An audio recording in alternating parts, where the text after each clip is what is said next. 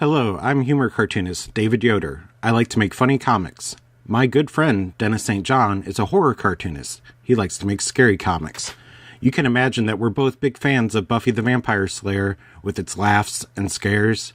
We also both agree that the best part of Buffy is Jonathan Levinson, played by Danny Strong. Lucky for us, Dennis's friends from high school love Buffy and think Jonathan is the best as well. All except one of his friends who stubbornly refused to even watch Buffy, let alone admit that Jonathan is the best part of the show. So here we are, trying to convince him of the awesomeness that is Jonathan. Join me, Dennis, Doc Travis, and John Teach Landis as we make Michael Poley watch one episode of Buffy the Vampire Slayer a week until he admits how great Jonathan is and until he is no longer the Buffy Virgin.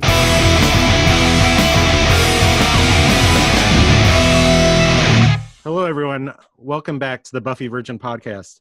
I, of course, am your host, David Yoder, and today we're going to talk about Season 4, Episode 17, Superstar, featuring everyone's favorite character, Jonathan Levinson.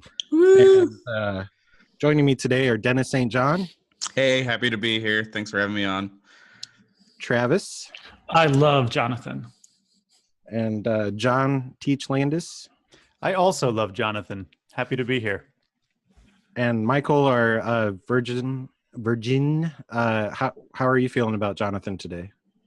Feeling very good about Jonathan. I'm starting to get the joke right now. The joke? Okay. Well, anyway, now that we got that out of the way, I think it's a good time to go into reactions from listeners. And Dennis, do you have some from Twitter? Yeah, let me just pull up the Twitter right now. Bleep, bleep, bloop, bloop, bloop. This is in reaction to the body swap episode.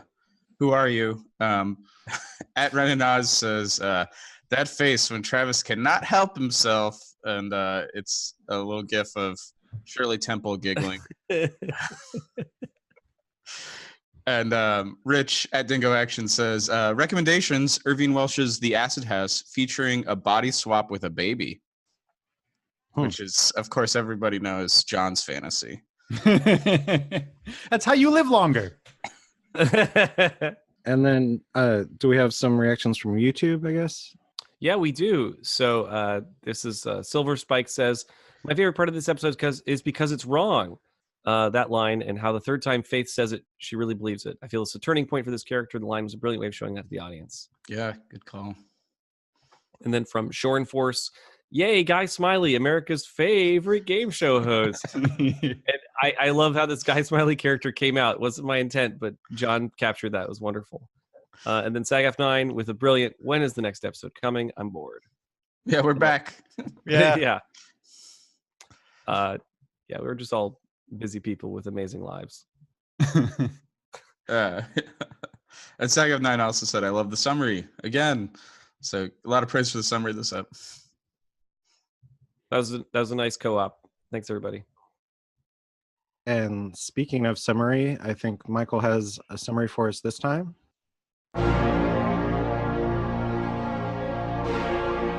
The summary. With a dusty old book full of powerful spells, it's how I established a cult of myself. I was invisible in high school without magic. First girl I almost kissed was a mummy, so tragic. My Christmas like lightning, your memory's the ride. You can call me Johnny, I'm your little man god. Used to be suicidal, tried to kill myself with my granddad's rifle. Buffy intervened and now I'm her idol. I'm 1 part Bond and 2 parts Jordan. You see my face all around like I was George Foreman. My Christmas like lightning, your memory's the ride. You can call me Johnny, I'm your little man god. Oh, dude, it's going to be in my head all day. I'm going to be like... Those are some fresh lyrics you dropped. Yeah, that was I had to cut that down from the NC-17 version, so that will hopefully be up on my SoundCloud, so you can hear the full version of where that went. Full penetration. Yeah. All right. And now we're going on to Great Lines. Great Lines. looks like I've got the first one here. Xander, we knocked him dead, which they already were. Then Will says, we knocked him deader. And Anya, I really like her retort here. They weren't very well organized. If they had all rushed at Buffy, they could have killed her right away. It's good stuff. Dennis? This is from Anya. You could have a world without shrimp, or, nothing but shrimp. You could even make a freaky world where Jonathan is some kind of not perfect mouth breather, if that's what's blowing up your skirt these days. Just don't ask me to live there. And then later, Buffy's like, we're like his ponds or prawns. Stop with the shrimp. It's so fun and specific and unexpected. I like the lines, just this as this kind of world was setting in my mind. So I'm the virgin. I hadn't seen this episode before, and like when Buffy's talking to Riley, it's like, you must be feeling better. Riley says, yeah, a lot stronger. I mean, I'm no Jonathan, but I'm doing okay. It's like, I don't know, Yeah. that just I feel like that's a good tipper to what's going on in this episode when that happens. I gotta say, the Jonathan poster in his room is a major improvement over Balls. So amazing. I'm surprised more of this fan merch isn't just all over the world. But anyway, Yeah, that's a good question. I'd like the random vampires talking with Adam. Well, you're the evil Messiah guy. There's something new in town. Oh, he was there. Jonathan. Jonathan, tell me who he is. You're joking, right? Adam, these are lies. None of this is real. And I just feel like Mike said that before about Jonathan. Who is this? And we're like, it's Jonathan. You're like, you're joking. yeah, I have a very Terminator-like perception about Jonathan. I enjoyed this joke where Buffy says, Giles, you have a Jonathan swimsuit calendar? And Giles says, no, yes, it was a gift. It's a little bit of a no homo joke, but it's still funny. Oh, it's funny that he knew exactly where it was and it was hidden under his desk. Yeah, it was like under his actual like desk counter, like on his desk. Pretty good. We know Giles loves calendars. Oh, not too soon. It's been so long. He can joke about his dead girlfriend now. Sorry, I need a minute for that one. All right. Dennis, you got your kill count ready? I do. I counted 6 dead vampires, 2 humans, none we saw killed, but we saw them bodies. 1 monster, not a demon, and death to cool Jonathan. Long live nerdy Jonathan. Oh, whoa. So I don't have to predict he's coming back. Got it. That's the end of cool Jonathan. I mean, I don't know. You never know in this show. He's always cool. All right. And moving on to our weird noticings and trivia. Weird noticings. Dennis, you got the first one here? Yeah, I love the new intro. And I especially Jonathan walks towards it's Angel's Walk. Jonathan doing Angel's Walk in the intro. That intro is very special. Like, I know everyone was excited about this episode. Like, to go just back in time a little bit, every time Jonathan has appeared on this show, there's been some excitement from this group of people. As there should be. Of course. And then, like, when the intro plays and Jonathan is just, like, in so many clips, like, it just took a minute for my brain to realize they were what was being futzed with. And, like, no. What is happening? Why would Jonathan? This is a central role. What's going on here? Oh my gosh, it was just such like a mind-bending experience. So thank you for preserving that, because it would be so easy to spoil this. It was wonderful. It made I couldn't even understand the episode for like 20 minutes. It just felt like from another show. It was amazing.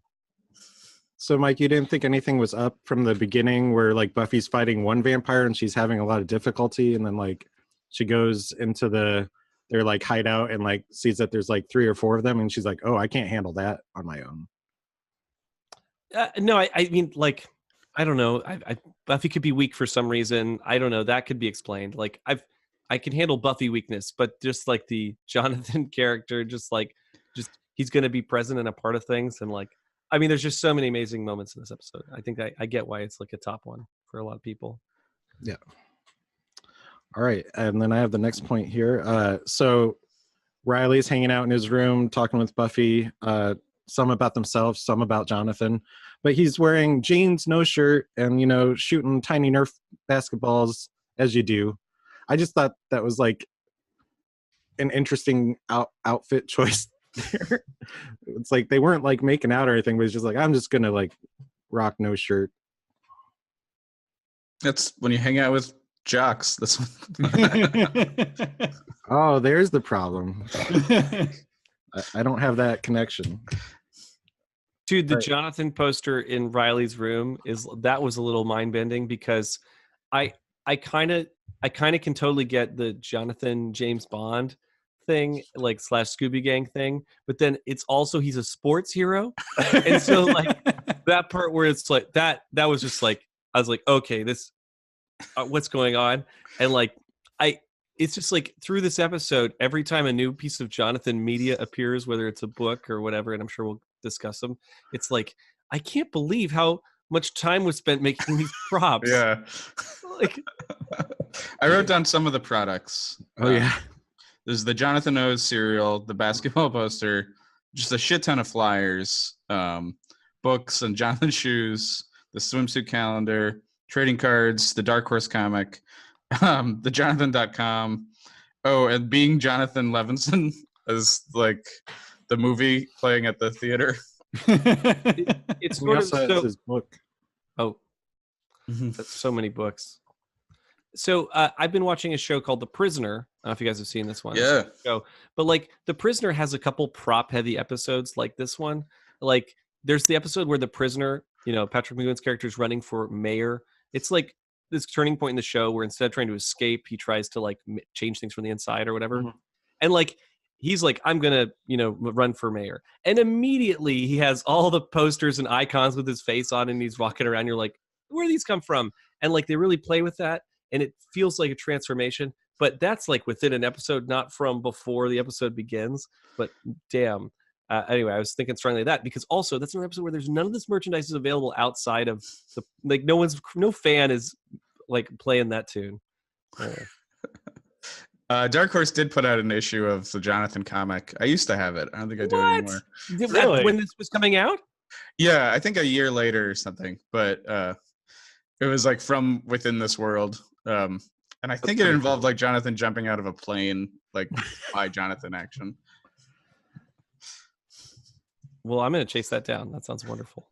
All right. So I guess we've talked about the media that Jonathan appears in. So Karen with a K gets attacked outside Jonathan's house, like while she's kind of stalking him. And I like the design of the monster when we first see him. He's got like these really long forearms. He's bald and he's got a ZZ Top beard kind of thing going on. Yeah, he's a good-looking monster. Not a demon, just a monster. Yeah, it's funny though that when we find out what he's supposed to be, you're like, hey, he doesn't seem like the paragon of evil. But yeah, he seems like they used like when people are doing ape suits, they have to have those arm extenders. Like it seems like they grabbed a pair of arm extenders and built a scabby body around it. It does feel like a monster that happened organically when you're playing around with monster stuff versus like a designed creature. Like it's just such a strange one.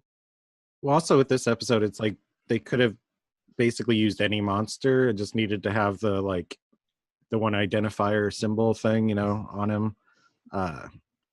Like I feel like that was the main point. I'm happy that the balls poster is gone. It's pretty amazing. So, I don't know what this thing is where like if someone's good at chess, they're like, I don't know, good at everything else in life. It's like the nerd version of being good at sports. Like nerds think that like if you're a football player, then like you're like king of the hill. You got everything in the palm of your hand. Like the nerd version of that is being good at chess, right? It's like this obsession, like, oh, he's good at chess. Watch out. It's like, no, this person just is good at chess. It doesn't mean that they're great at all these other things that are, not physical. Yeah, I think that was just the shorthand to show how he's superior to Giles, even in the intellect. But yeah, it doesn't mean that either. It just means you're good at chess. It doesn't. I don't know. You have to be kind of smart to play chess, I think, or to be good at it at least. Yeah, it's just they're just using a common trope, right? Yeah, no, I'm just saying the trope is funny. Like it's Yeah. I'm with you, doesn't- Travis. As somebody who Right. is really bad at chess, it's really important to me that chess not be the marker for intelligence. It's Well, purely sour grapes. I would love to see like some jocks, like people. I would love to see like a podcast of jocks. I'm not sure. I'd like to see this complain about like football players, getting all the cool movies, and then they're like volleyball players or something, and they're like, just because you're good at football doesn't mean like you're like you're the most athletic person in the world. It's like actually, I did have a roommate freshman year who was always complaining about how there's no good lacrosse movies, and he's like, all we got is American Pie. And he's like, and they suck at lacrosse and that. I love this problem of people not having representation because it's the stupidest form of it versus like, people of color are like, there's not enough people in Hollywood that represent me. And it's like, hey, there's not enough lacrosse players. Like, well, like, there's where's lacrosse's Rudy? There's all kinds of organizations that can go and lobby for a group. Yeah, for representation, whether it's in a textbook or whatever. But like, where's the Rocky in Pokemon Go?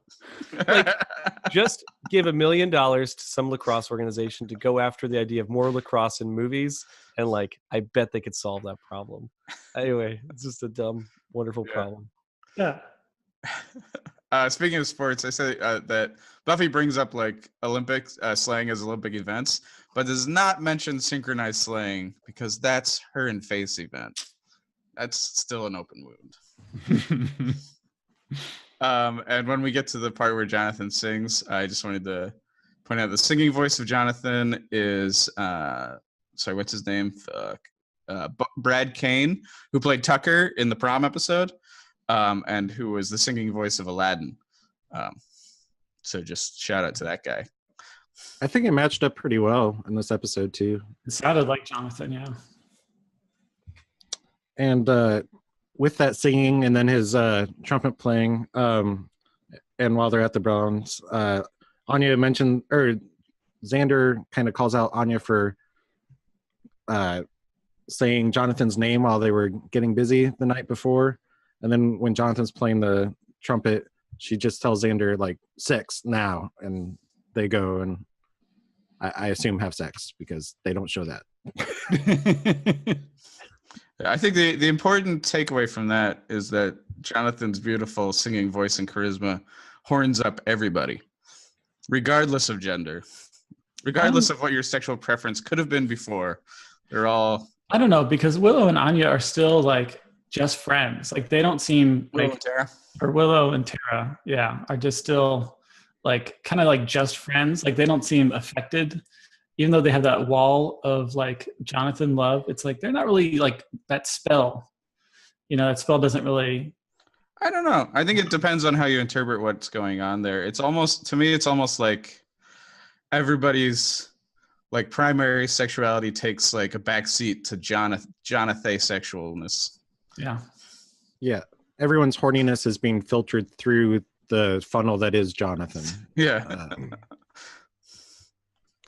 Yeah, he has to give you approval to do all those things. I mean, implicit approval. When he sings for you. Dennis, did you have anything else to say about the creature for this week? I mean, I just think it's interesting that they make this distinction about not being a demon, just a monster. And they don't get into it at all. And obviously it's part of Jonathan's lying to us, which hurts all of us, I know. But like, the only time they've ever done this before is with the werewolves. So I don't know. I guess it's just building more distinction into what defines monsters and creatures in the Buffyverse. I feel like it's a pretty light, like consequence for the spell, like for everything he's able to get out of it. It seems like maybe the bigger twist would have been if like the monster that like, is the consequence of it is like the previous person that used the spell or something. You know what I mean? Like you get turned into, I don't know. Anyway, and I don't care much for Adam or that storyline from this season, but it's great how he like just figures out right away what's going on with his Jonathan world. and like Travis's quote that he pulled out. Yeah. So we haven't seen a lot of Anya interacting individually with different characters yet who aren't Xander, but she does not like Buffy. She is ready for Buffy to go. So that was just a great dynamic. Yeah, speaking of Buffy, I'm kind of shocked how thoughtful Jonathan is in his like fantasy version of himself. So there's a couple exchanges, and obviously one at the end as well. Like Jonathan is this incredibly like kind person that really is strongly empathetic, and like it really is interesting because like in trying to think of the name of the episode, the school shooting episode with Jonathan, where you know Buffy like implies a lot of empathy with Jonathan. You know, she's like guessing at his struggle, and then Jonathan, of course, now like he totally understands everything going on in their life, and like, oh, you give Riley another chance, and you know, Faith, you know, this body swapping thing that happened, and like he just knows everything about what's going on in her life, and it's such an insane feeling as a viewer. I kind of love it, but I'm also like really surprised and kind of in a good way about the show's interpretation of this kind of fantasy, because I think this is like an easy thing to overlook, but instead they make it, you know, they make it about the show. And so they use Jonathan as this opportunity to go deeper on the story and maybe get a reversal on the Riley, you know, Buffy thing. And like, I really love that.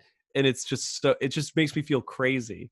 But I think the strong empathy as a character, you know, value is like awesome. And it used to fun effect in this episode. Yeah. And I think it's really interesting also, like when he becomes the paragon of goodness, like what that means to him, and like, or, you know, that's that, and that becoming an incredibly empathetic person is part of that. And like emotionally intelligent person is part of that paragonness, instead of like, I think in another show, the guy who was like perfect wouldn't care about the emotional side of things. Right. Yeah. Well, go ahead. Sorry. And I was just gonna say, in another show, or even Buffy, like maybe a couple seasons ago, I think we would have gotten this like fun alternate version of the world, you know, but it wouldn't have had any like actual effects on events that have already happened. Like we were talking about, like with the Buffy Riley Faith issue from the previous episode, that like, you know, that gets fully addressed here. So, you know, it's interesting. It's like all the past events did happen. They're just like slightly different because of Jonathan's involvement with the group and stuff. Yeah. I'd like to see what, you know, there's some details about what those slight alterations are. Like, I assume Jonathan is the one who fell in love with Angel in season 1. Sorry, now I'm just imagining when Angel loses his soul because of his true happiness and everything. But okay, where are we? Jonathan trading cards. Oh yeah. Can I jump in? Isn't it amazing how Tara used a pretty cool spell? Like, when I first watched it, I totally forgot that she does some cool magic. I was like, oh, good for Tara. Oh, the Obscuro. Yeah, the Obscuro. I'm like, yeah, we got 2 witches on this show. That's right. Oh yeah. Also, can we deal with the Paragon of Evil? This great monster not being able to break through a fucking closet door. Like, that monster's so weak. Maybe she did another spell on the door or something that we didn't see. Yeah. So the Jonathan problem, right? So I was kind of surprised that Buffy was able to figure out that the Jonathan timeline was messed up. I mean, in the fact, like everyone's so committed to Jonathanism or to being into it, like.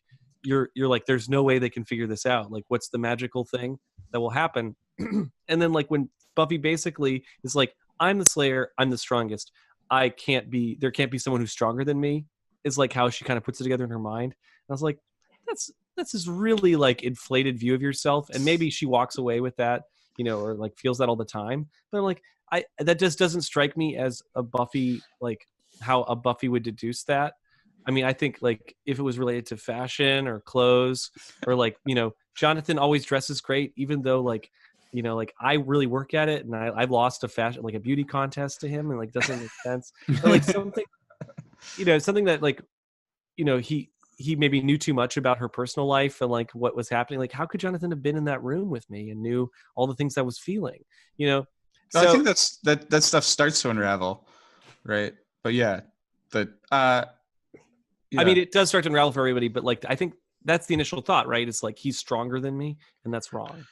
I think it's that she's like, why is he like, he's purposely ignoring evidence about this demon or about this monster, right? Yeah, that's the point she brings up, you know, because of Tara getting hurt, that it's like that was Jonathan like leading them astray, and it's in this world where Jonathan is perfect and all good, and so that's kind of what breaks Buffy's illusion, I think, is that it's like, well, how can he be perfect and all good if he told us one thing and then it caused something bad to happen as a result of that?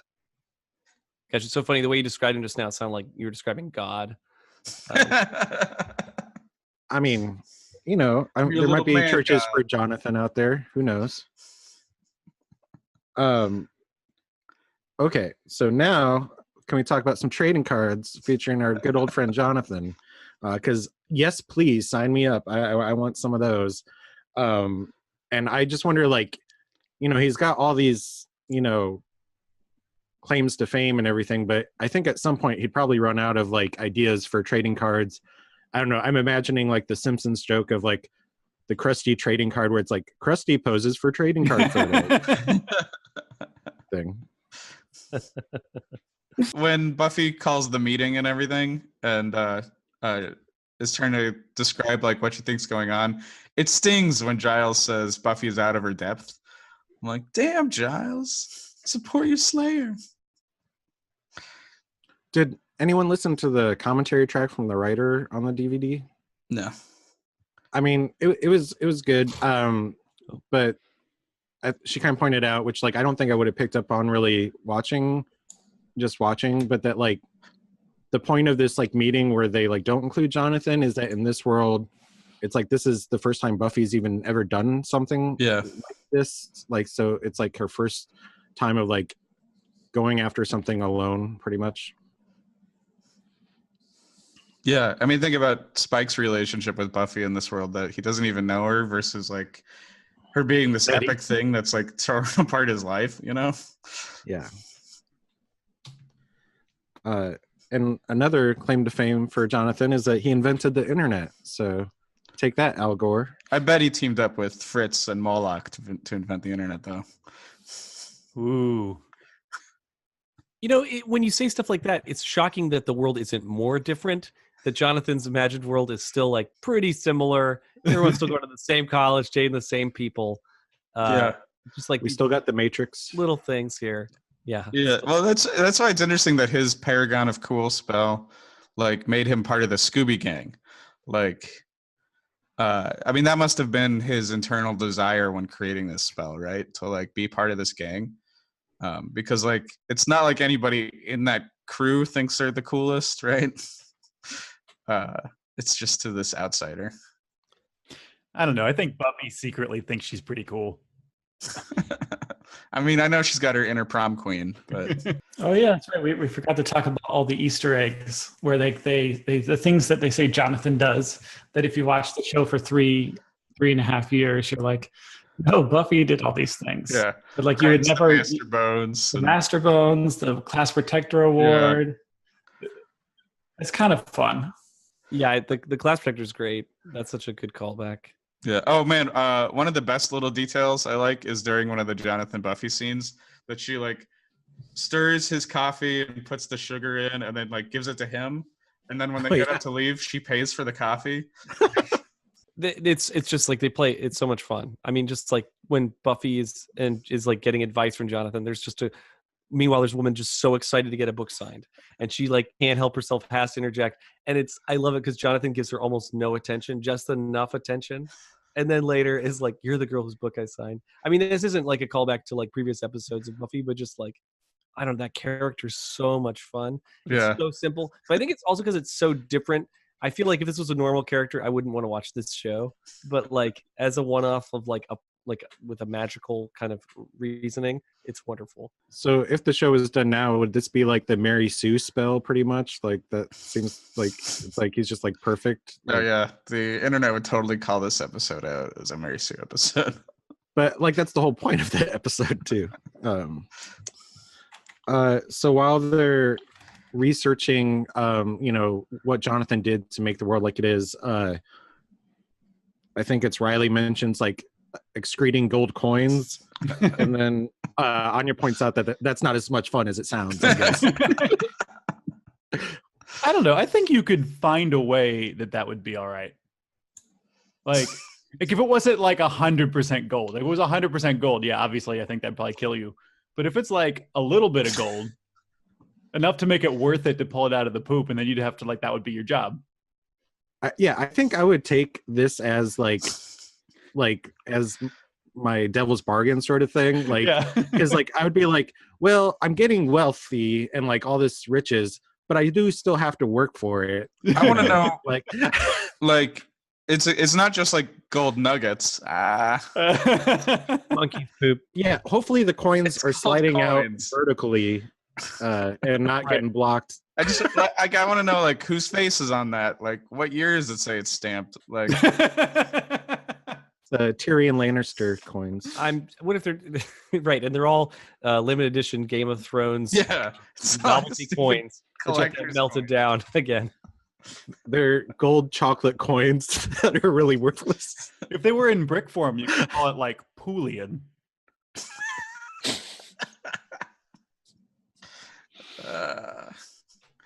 Any predictions, Michael, that spell will actually come into play later on in the series, you think? No.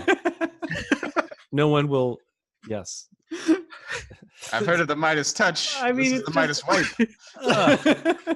Just the simplicity of the way this operates, where like, oh, magic doesn't work like that. Oh, magic! Like it's a fun gag. I can imagine that gag returning, where someone is like quick, like not understanding magic, does the the form. Without the meaning, and having a thing happen because that's what's happening, and it's lovely. But I don't think we'll get gold magic like that. Because I forgot there's never been a financial crisis that has needed to be solved in this world, even though there probably is one. Like I don't see anyone complaining about money ever. And if that was the case, maybe some money magic would happen. Oh yeah, Cordelia. Oh, well maybe I kind of predict that she's gonna find some money magic, but. I don't think she'd sign up for that though. But I forgot the other part of that scene that I took a note of is just I really like the bit too where Xander says the Latin to like make the book catch on fire. It's a really funny gag. And then Giles like reprimands him, being like, "Don't speak Latin in front of the books" or whatever. Yeah, that's a great series quote that none of us used. But we've already mentioned that. That Jonathan is the Barkley of Buffy.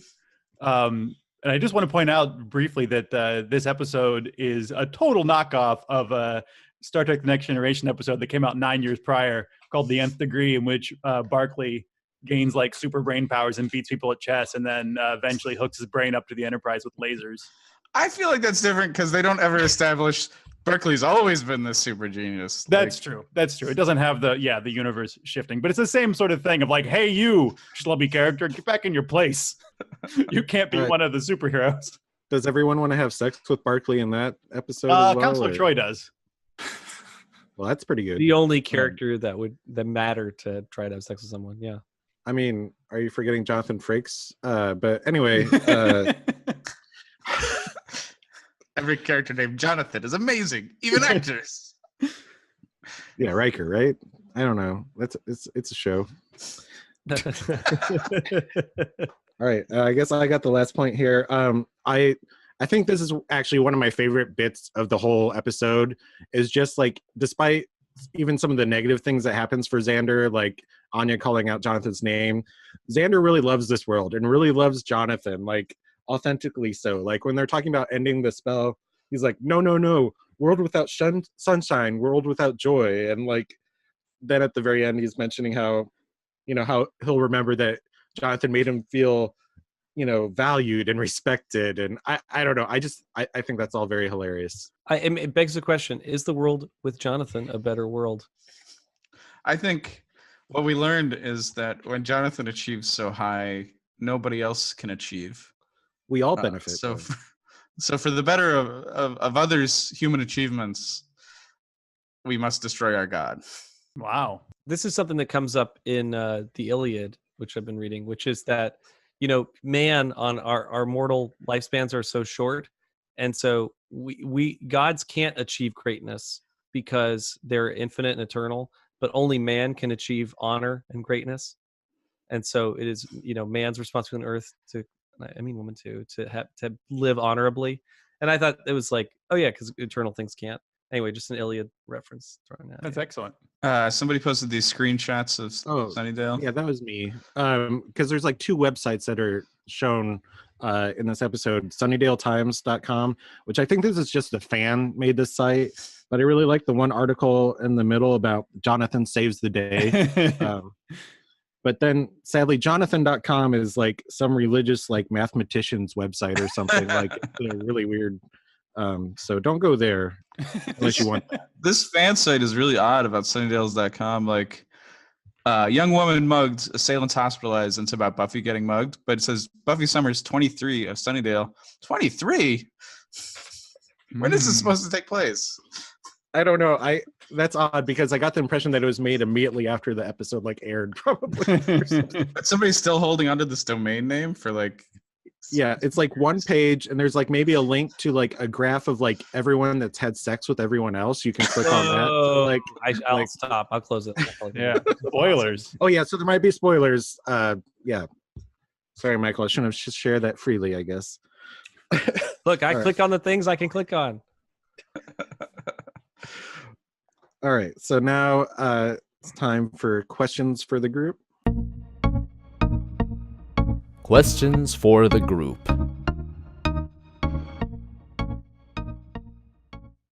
Lando. All right, you got the first one. Yeah, I'm just curious, like, how specific do you guys think that Jonathan got with his wishing? Like, do you think that, like, when he cast his spell, he was like, and I want my own cereal, and I want trading cards, and I want to star in the Matrix? Or do you think it was just like, I want to be the shit? And like maybe the demon figured out the rest? I was thinking because of the specificness of it, of like joining the Buffy cast and stuff. Yeah. It was more of like, I was imagining it being something that like the demon pulled from his internal desires, right? Okay. Yeah, I don't think he was specifically like, I want to be like Michael Jordan and coach women's soccer and be in the Matrix. Yeah, just that the spell's more like it fits that person's personal idea of what they think the paragon of being the best, whatever that means. So if you use that spell, what would change in your life? Maybe say something you're really good at, a movie that you would star in, and like something you would endorse. Maybe love it. Those 3. Oh, nice. Okay. And now I can't think of that after I named it. So let's start with Travis. Oh man, okay. Let's see. Oh, I'd be in a superhero movie, right? Yeah. Marvel You'd or be DC? Thor, right? Thor. Remember, I love Thor. And the sequel. And everyone laughs at me. And the sequel to the sequel. So that would be that. The music. Who would I be into the music? Okay, I'd be instead of Michael Phelps, it would be me, right? Because I used to swim. So, like that's my nice. mindset. Yeah. So I'd be, So you'd be endorsing Subway also. I'd have 100 gold medals. I'd have 100 gold medals, and then what would be my music thing? I don't know who I'd. Yeah, who knows for that? But that'd probably be it. I don't know. It's kind of a nightmare. Jonathan. It would be like Elon Musk. Like instead, Jonathan's like a super James Bondy guy, but now Elon Musk is like the crazy, eccentric, cool guy. Did you hear Travis shot his car into the sun? Yeah, what's your current vehicle that would be shot into the space? But Elon Musk is even just like a poor man's Iron Man. So like, Right. Yeah. Right. Yeah. So if it's like the superhero like thing. He's like dumb Iron Man. Like he is like dumb Iron Man. not But Iron Man is also kind of dumb. So it's like IRL just as dumb Iron Man. Yeah. It's not a great situation. That's pretty good. I'd be in every Tom Hardy movie. I'd be Tom Hardy.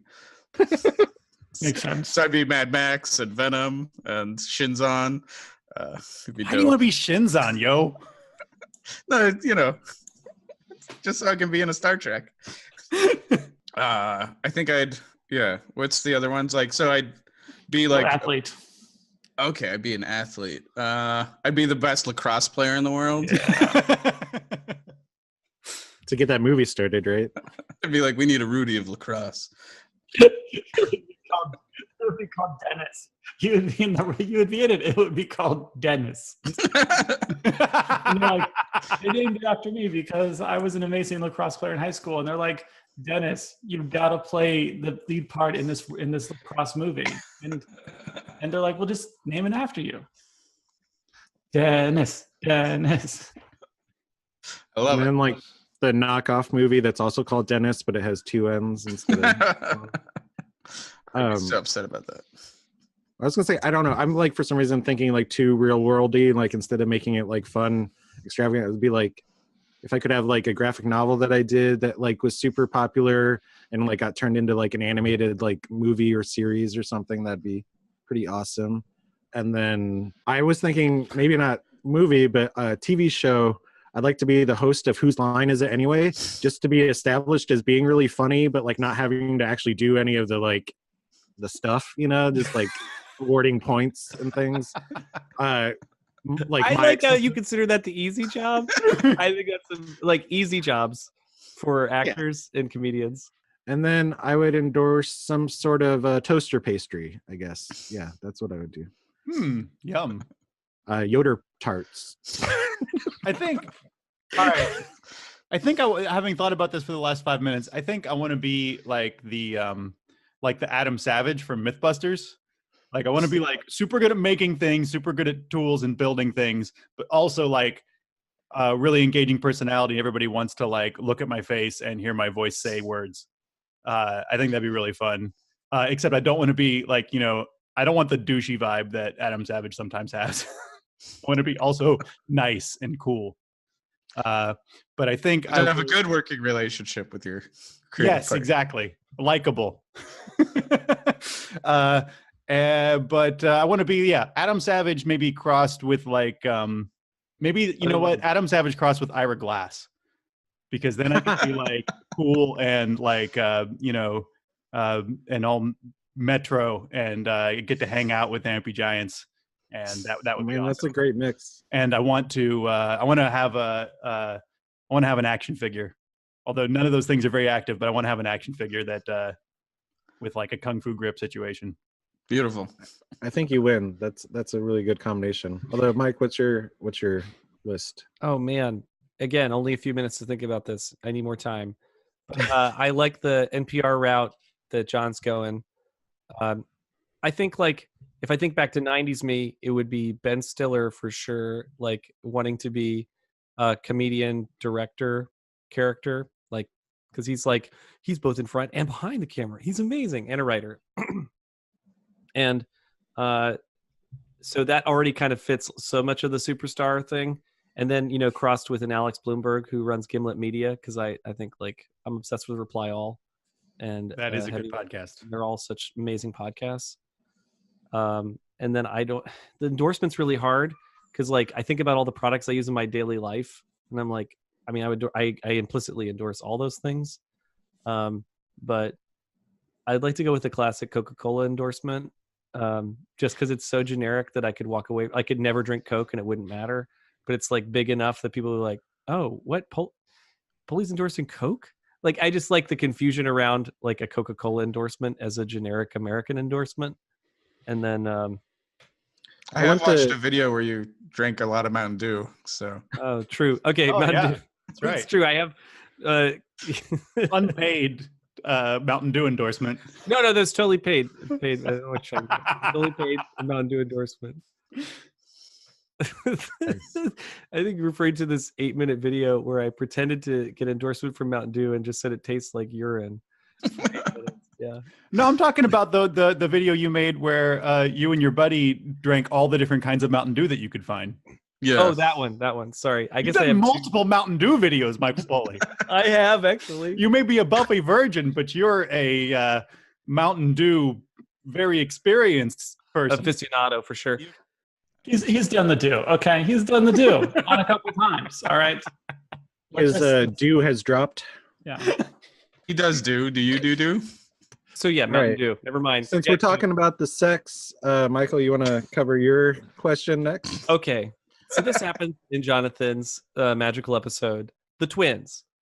The twins show up. I think they're champagne. Jonathan, why don't you come to bed? And like, it's just a little bit of a moment, but it's like they're twins, right?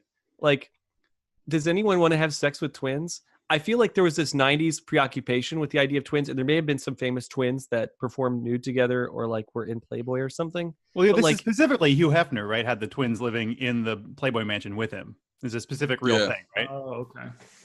Why am I remembering some movie or ad where it's like twins, bro, or like Doublemint like, twins? No, but like someone like reacting like Yeah. they're like, whoa, twins. Well, I know the first twins on Playboy were the Collinson twins, who were the stars of Twins of Evil. One's a vampire and evil. The other's good and virtuous. You don't know which is which. You're in love with the good one. The vampire could bite you. yeah, so I'd be into that. One evil twin, one good twin. One's trying to kill me. Well, you answered my question One's trying already. to marry me, one's trying to kill me. No, I mean, I think like twins taken one at a time, where it's like I have this relation with this twin and this relation with a different twin.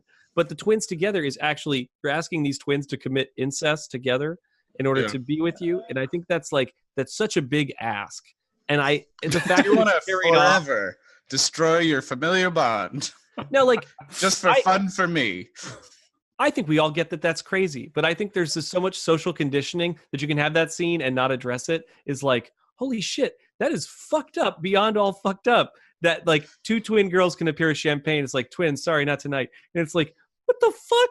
What the fuck world do we live in where we could, as men or viewers, can be socially conditioned that it's okay that twins that I guess have sex with you at the same time, like would show up in like as a part of a package. Anyway, it's just like that felt as beyond all fucked up to me. And like, but I smile because I'm like, I know this trope. And it's Yeah. just like, but again, would you actually want to have sex with twins?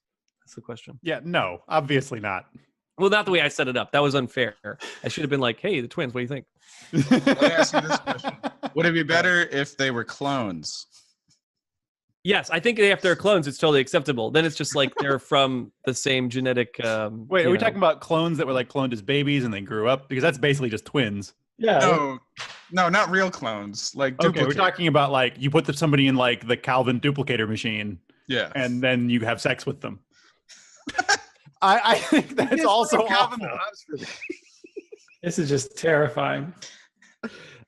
Anyway, I think the thing that was really wrong about that scene, which I learned from the commentary, is that those girls are from the South, and then they get like Swedish voiceover like words put in them. Other people. Swedish twins, of course.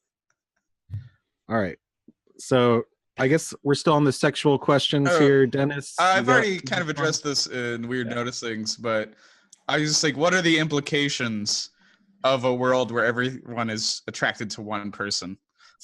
Like, of Jonathan's sexual world. How does this world work? I think it's remarkably similar to the world we live in now. Yeah, I think we're living in the Idris Yeah. Elba version of that world. So Yeah, or the Ariana Grande or the blank. I mean, all this is going to sound so outdated in 5 years. They'll be like, who the hell is? I think Idris Elba is a good one, though. He's he was just eternal. voted sexiest man alive. yep. There's that AI, Japanese AI, like, He's like, tonight we stop this apocalypse by everyone having sex with me. but there's like a famous Japanese pop star that's AI, right? That's CGI. There are a couple different CGI creations at the moment. Yeah. Yeah. They're made by marketing companies. Yeah. Yeah, but there's like a famous one, I thought. But anyways, that's like my version of this, Jonathan. I do prefer the idea of Jonathan like inspiring couples that are already happily together or whatever just to have sex because they get turned on by his presence, his musical abilities and whatnot. I think it gets to be a little bit gross when it's like, yeah, he's having sex with these twins that like probably would not talk to him or, give him the time of day in normal reality. So it's like, aren't they like, I feel like, that's kind of not fair to them, right? He's getting his jollies off or whatever, but If you commit a sin in a pocket universe that's then sort of erased later, is it a sin? Can God see your pocket sins? Well, in the Buffy universe, no. I mean, it's just like a little bit of moral guilt. So it's like you live with a tiny bit of moral guilt, and it's the otherwise, it doesn't matter. I do think it's funny that he mentions the twins moved out, but he apparently still lives in the mansion at the end. It'll get foreclosed soon, I'm sure. The spell falls apart in pieces, I guess. I would love the follow-up episode to be about Jonathan desperately trying to hold on to his fame, so he's going on like a book signing tour of these books that already exist out in the world or whatever. Yeah, like not because of an ego thing, but just because he's like trapped with like 1,000 copies of the book, and he's trying to make money. Gotta get rid of all these author copies. Got to pay the mortgage on the mansion. So anyway, now we're going on to recommendations, I think is next.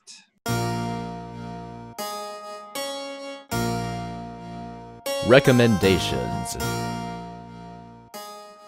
I've always been a huge David Yoder fan. I think he's hilarious. Yeah, ever since he started this podcast and he got us all together, I felt like it was the right thing to do. No, like it's been great. Like ever since high school, David's always been the funniest guy. And I'm so glad he got us together to do the podcast. I agree. Well, there you have it. And so, Dennis, you have some recommendations? Oh, I do. I was thinking about movies with either alternative timelines or like where like your reality is destroyed. So like even though it's this, so I listed 3 this week that everybody should have heard of, but I feel like a lot of people for some reason didn't grow up watching Total Recall all the time. So Total Recall is a totally dumb movie, but it's like based on a really good, like complex plot idea. Schwarzenegger in that movie is basically either going through, depending on your point of view, what Jonathan's going through or what Buffy's going through, of like their world is a lie and like they think they should be this like amazing spy superhero, but they're not. They're just running this normal life.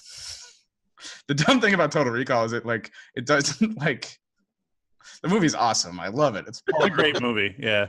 But it's like, it doesn't take this complex idea seriously at all. So like at the very end, he's like, I just had this crazy idea. What if this was a dream? But it's like, he's Schwarzenegger the whole time. So when he's like, I'm just a normal man. How am I able to do all these amazing things? You're like, because you're Schwarzenegger. Anyway, if you haven't seen Total Recall, you really should.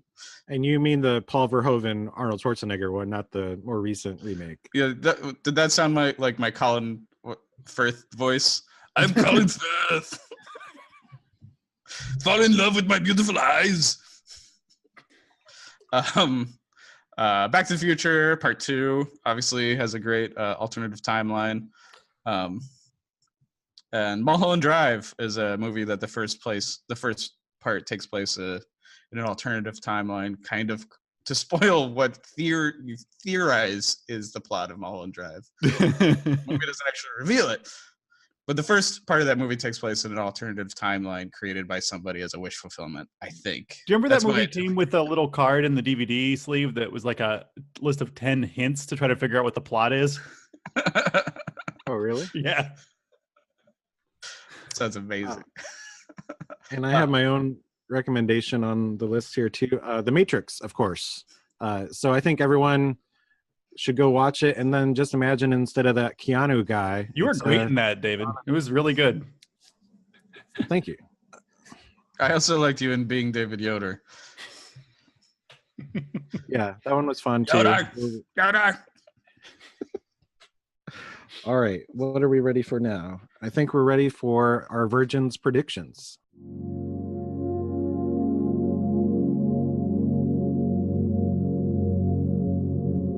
Virgin predictions. All right. So at the moment, our Virgin has a score of 63.74%. I've only got 2 to talk about, although there may be others that I missed. If anybody notices a prediction that I'm missing, please let me know. So back in season 2, episode 22, Michael predicts there will never be a Jonathan-focused episode. We were so happy when you made that prediction. Yes. There was grins all around when you made that prediction. Check the tape. Similarly, just a handful of episodes later, at the beginning of season 3, Mike, you predicted that we will not see Jonathan after graduation. That is similarly denied. So, well, okay. So can I explain my reasoning for these? Because I think that's kind of important contextually, is that every time Jonathan appeared in this episode, in any episode, all of you would be like, oh, did you see Jonathan? Jonathan did he's a fucking big character. He did nothing. He did nothing. This is a troll. This is something you all agreed on to fuck with me. And so I took the opinion that it was bullshit because it's like, and you were like, oh, he later went on to do this. He's like an Academy Award winning screenwriter or whatever the deal is about the actual real life actor. And I thought you had a special relationship with him based on his real life doings and that this is some kind of weird joke, an inside joke. And it is an inside joke. But anyway, I assumed you were all leading me astray. With our love for Jonathan, I don't think that's possible. That's the most authentic thing there is. But also, no one could predict the colossal fuck up of season 4 when central cast members take a hike and they have to invent a show from whole cloth and then look back through the timeline and come up with this Jonathan insanity. Oh, I like to think this was always in the plan. Yeah, this seems random enough. It was always there. I think in the commentary too, the writer said that it was Joss Whedon's idea for this episode. In any case, this is brings Michael now to a 63%. So you've lost a little bit of decimals at the end there, and you're now at exactly 63. Okay, so I have new predictions based on this episode. So people will remember when Jonathan was the center of the universe. I'm being generic, but people in Sunnydale will remember that Jonathan was the center of their world in some way. Jonathan will join the Scooby Gang for an adventure and not be very helpful. He will not have his Jonathan powers, but people will kind of let him in and he'll be like, yeah, I don't know what to do. Actually, I'm scared. Jonathan will keep the mansion. So we will see Jonathan in his mansion. He might lose it, but he's going to keep it for at least a little while. And, I mean, Angel was able to have that giant house that he lived in forever. So that's true. The real estate in Sunnydale is insane. California is a housing crisis, and there's all these empty houses in Sunnydale. Nobody's fucking using. Well, I mean, I guess how long can you be in a foreclosure? I mean, probably Angel's been in that foreclosure. Who knows how long? Xander will miss Jonathan. I think he already does. Yeah. No, but he's going to miss him in another episode. Xander specifically will miss Jonathan. And it may be because of, the way Anya loves Jonathan. She's like, who knows? But I want a Xander line that's like, I miss Jonathan. I'm happy that you have these Jonathan specific predictions, Mike. They're good. Now we're ready, I think, for themes and deep stuff.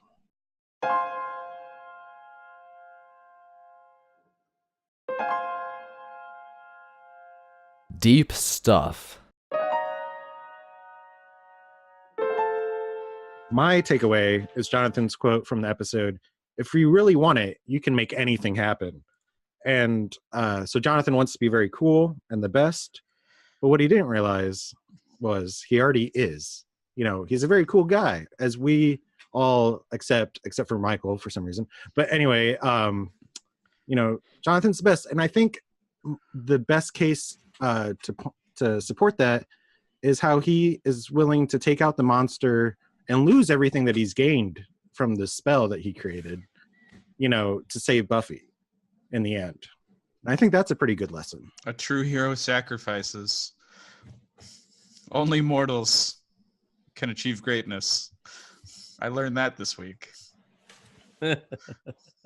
And now, I guess, time for a new segment just for this episode, where it is going to be Michael's crimes against Jonathan that we will be putting him on trial. And I have some evidence that I brought for this case. And so I think now at this time, I'll share that evidence. There's 5 different clips, so I'll play them one at a time here. The other new character in this episode is Jonathan. Maybe it's spoilers to mention him, but I didn't mention him. I didn't mention him on the summary because I was like, That's too much. I mean, I think, yeah, Jonathan. I had forgotten that this was Oz's first episode, but I remembered very well that it was Jonathan's first episode. He doesn't even have a line. I only know he has a line. He says, "Aren't you with Xander?" And he says, "Your hands are really rough. I should go." How could you forget a great first line of dialogue like that? I mean, come on, Michael. Jeez. So I think we all remember that moment from Jonathan's first appearance, and where Michael was kind of slagging on Jonathan there for not being memorable or not even remembering that he had dialogue in the episode. I mean, come on. I don't blame Michael, though, because I have a fog about that when I think about us recording that.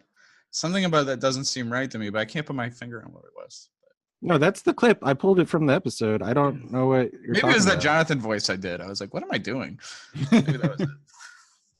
It was pretty funny. All right, so then the next clip here is from the next episode.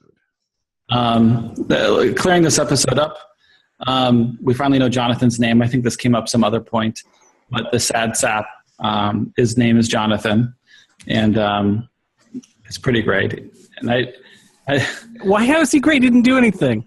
No, he's a great. I mean, he's like inspiration for sad saps like me. It's a sad sap, Jonathan. Oh, I don't know. We've seen him in a couple episodes up until this point. We saw him in last episode, actually. Yeah, last episode in Mummy Girl, and I think we saw him in season 1 at some point. Season 1? What are you smoking, Travis? We just talked about how last episode was Jonathan's introduction. It was his first appearance. Ugh. I don't know. I love Jonathan so much. Like, maybe I've inserted him into season 1 in my mind. Yeah. Sorry, Yoder, but any true Jonathan fan would know that Jonathan was in the unaired Buffy pilot. So that's probably what Travis was thinking about. Are we sure he wasn't bullied at the zoo? Maybe I thought maybe he was bullied at the zoo, but you're right. No, that's a different guy. Yeah. Oh my God, this is insane. All right. Well, yes, it's insane that you would question the greatness that is Jonathan. So here we go on with clip number 3. Here's a question. Mike, would you have noticed like Jonathan if it wasn't for us like obsessing about every Jonathan appearance? Answer the question, Michael. That's a new Jonathan at this point, but I probably wouldn't know his name. I would agree with Buffy. Well, he's kind of a regular character on this show. He's the regular bit character that's always abused. Not very nice what you had to say about Jonathan that time, Michael. What an assessment. Jeez. I think that was from the party when Buffy came back, right? Yeah. Came back I gotta say, all this evidence is really stacking up against you so far. Yeah, and I guess I should point out for these crimes, I think the only fair judgment would be I think we may have to decide whether our virgin is allowed to continue on watching this great show, Buffy the Vampire Slayer, with the great character Jonathan. Be a virgin we could probably find another virgin out on the street that's willing to be part of the show. Harsh but fair. So I've got 2 more clips, if you're counting. This is clip number 4 from when Jonathan was in that watchtower, and it was kind of a red herring lead. But let's hear what Michael had to say about it.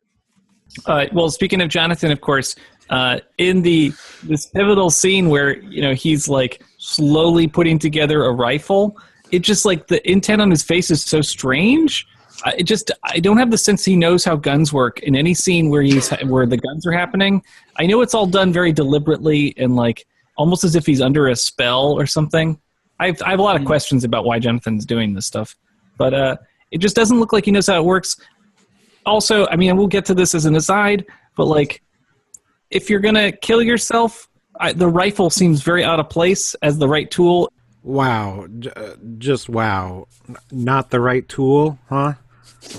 Wow, what a low blow. At least we have the evidence there of me calling you out. Yeah, good call, Yoder. And then I believe the last episode is from, or the last clip is from the episode The Prom. Is it The Prom? Mm-hmm. Anyway, the dance where Jonathan shows up and awards Buffy with that You're the award. judge. This is your evidence. Listen, I was up late last night pulling this clips together. You sit there, you take your medicine, young man. All right, here we go. Clip number 5. I was super happy to see Jonathan there with the date.